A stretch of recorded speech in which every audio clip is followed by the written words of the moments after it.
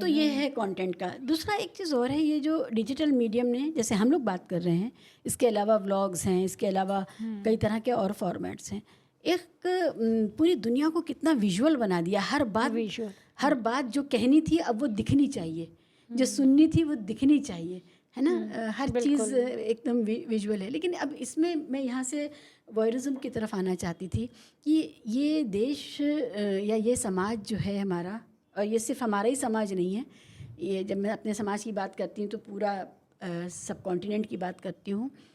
दूसरे की ज़िंदगी में झांकने की जो भूख है, जिसको हम बिग बॉस फिनोमेना कह सकते हैं, या अंबानी की शादी में घुस करके जा करके एक एक मोमेंट को कैप्चर करना और फिर उसमें लाखों की व्यूज़ मिलते हैं, ये कहाँ ले जाएगा? क्योंकि एज अ जर्नलिस्ट भी आप जानती हैं बड़ी ट्रेजिडीज़ हुई हैं वॉयरिज्म की वजह से। किसी ने किसी का कंटेंट कुछ वायरल कर दिया, ख़ुदकशियाँ हुई हैं।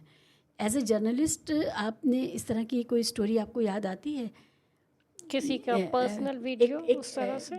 पर्सनल वीडियो वायरल हुआ और लड़की ने आत्महत्या कर ली, या आत्महत्या की वर्ज पर पहुंच गई वो, और फिर उसके बाद वापस आई। है कोई आपके जहन में ऐसी कोई स्टोरी? वीडियो वायरल हुए ये तो जानकारी में है, लेकिन सुसाइड तक तो मैंने नहीं इसको देखा है ना। और हुए हैं वीडियो वायरल होने के तो खैर हैं समाचार, लेकिन सुसाइड तक अभी तो OTT पर ही एक कहानी थी ना, शायद रजनी का वायरल वीडियो, ऐसा कुछ नाम था, उसमें भी सुसाइड होता है। इट स्टार्ट्स विद सुसाइड, जो फर्स्ट उसका है, और फिर वो है। नहीं, वीडियो से यदा कदा सुनने को मिलते रहते हैं। इसमें एक फाइन लाइन का सवाल है कि कहाँ पर ये समाज ये कब सीखेगा कि कहाँ पर आपकी रेड लाइन है, कहाँ पर आपको रुक जाना चाहिए। कोई भी कंटेंट वो दुनिया भर के लिए नहीं है। कुछ लोग खुद जारी कर रहे हैं, कुछ लोगों का हो जा रहा है, वेकेशंस पे गए हैं, या शादी का है, या पर्सनल मोमेंट्स का है, या शादी के बाद का है। आपको याद होगा एक फिल्म भी आई थी जिसमें कुणाल खेमू की, बिल्कुल है ना, कुणाल खेमू, अमृता सिंह, हाँ, उसमें एक सीडी का दौर होता था, सीडी का वो होता था, MMS, बिल्कुल।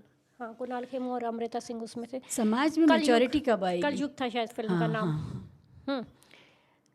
समाज की मैच्योरिटी का मतलब कि आप ये कह रहे हैं? देखिए, इसमें ये पूरा सेक्सटॉर्शन, ब्लैकमेलिंग, ये सब इसमें इन्वॉल्व है, और ये प्रॉपर क्राइम है। और सेक्सटॉर्शन एक, मतलब अगर आप किसी पुलिस वाले से जो स्पेशल सेल वगैरह में काम करते हैं उनसे बात करें तो आपको अंदाज़ा होगा इसका भयावहता क्या है। किसी के पास एक फ़ोन आता है, उसको पता भी नहीं, इससे पहले कि वो समझे उसने ऑन किया, और वो वीडियो कॉल है, और वीडियो कॉल पे उसकी स्क्रीन रिकॉर्ड हो रही है, और पीछे से क्या हो रहा है वो उसके हाथ में नहीं है। और उसके बाद जब तक वो समझ में आता है, हड़बड़ाहट में वो बंद करता है, उसके बाद 2 मिनट के बाद फ़ोन आने लगते हैं कि ये वायरल कर देंगे। और ये ज़्यादातर उन लोगों के साथ होता है जो महिलाएं हैं या उम्र दराज पुरुष हैं, जिनको ये ख़तरा है कि मेरा जवान बेटा बहू है, पोता पोती है, ये क्या हो गया। और पैसे, ये जो वॉयरिज्म है कि कैंडिड मोमेंट्स से शुरू होकर के वहाँ तक पहुँचता है, मुझे लगता है ये एक बीमारी बन गया है और एक क्रिमिनल हद तक जा चुका है। मुझे ऐसा लगता है कि जिस समाज में ना कुछ चीज़ों को बहुत ज़्यादा ढक कर रखा जाता है, जहाँ पर इज़्ज़त को एकदम से मतलब कि नाक का सवाल बना दिया जाता है, या फिर इज़्ज़त मतलब कि जिस समाज में इज़्ज़त हथेली पर रख के चला जाता है, उस समाज में ऐसी चीज़ों के प्रति जो आकर्षण है या फिर जानने की जो उत्सुकता है, जानने का जो वो रहता है मन में, वो एक तो ज़्यादा रहता है। हम लोग कभी भी इन चीज़ों को लेकर ओपन ही नहीं रहे हैं, सहज नहीं है।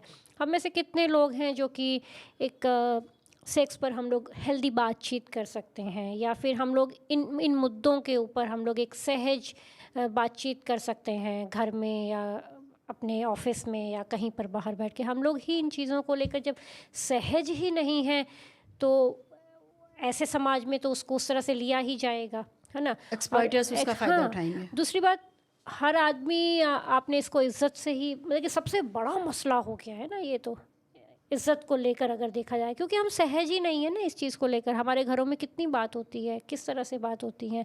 हमने वो घर आज भी देखे हैं जहाँ पे अगर अंडरगारमेंट्स अगर सूखने डाले जा रहे हैं तो उसके ऊपर चुन्नी दे दी जाती है ना। हम लोग अपने अंडरगारमेंट्स को लेकर सहज नहीं हैं, हम अपने पीरियड्स की बात करने को लेकर सहज नहीं हैं, हम लोग इन तरह के मुद्दों को लेकर सहज नहीं हैं, कुछ भी नहीं है। यानी कि जो एक्सप्लॉइटर्स हैं उनको ये मौका इसलिए मिलता है क्योंकि हमारा समाज बहुत छुई मुई है इन बहुत मुद्दों को ज़्यादा लेकर के। अभी भी है। अगर समाज थोड़ा सहज हो जाए और वो इसको ज़िंदगी का हिस्सा समझे कि ये भी हमारी ज़िंदगी है और सबकी ज़िंदगी में कैंडिड मोमेंट्स हो सकते हैं और वो अगर रिकॉर्ड भी हो गए तो ऐसी कोई शर्मिंदगी की बात नहीं है। आप तब ब्लैकमेल होते हैं जब आप समझते हैं कि वो शर्मिंदगी की बात है।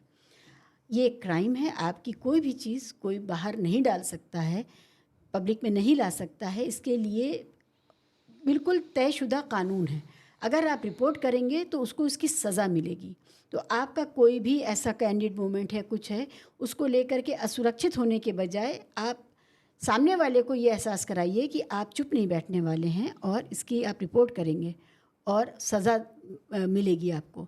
तो ये मेरे ख़्याल से बजाय इसके कि अपने ख़िलाफ़ सोचना और अपनी जान लेने की या अपने को नुकसान पहुंचाने की दूसरी बात या कि पर्दे में चले जाने की आप बात करना। बालिग हैं और दो लोग अपनी कंसेंट से अगर एक साथ हैं तो इसमें किसी को क्या दिक्कत है, किस बिल्कुल। लिए दिक्कत है। हाँ। और दूसरा मुझे ऐसा भी लगता है कि अगर आप में इतनी हिम्मत है किसी के साथ जाने की या उस तरह के रिश्ते में रहने की, तो फिर वो ताकत भी होनी चाहिए उस सिचुएशन को फेस करने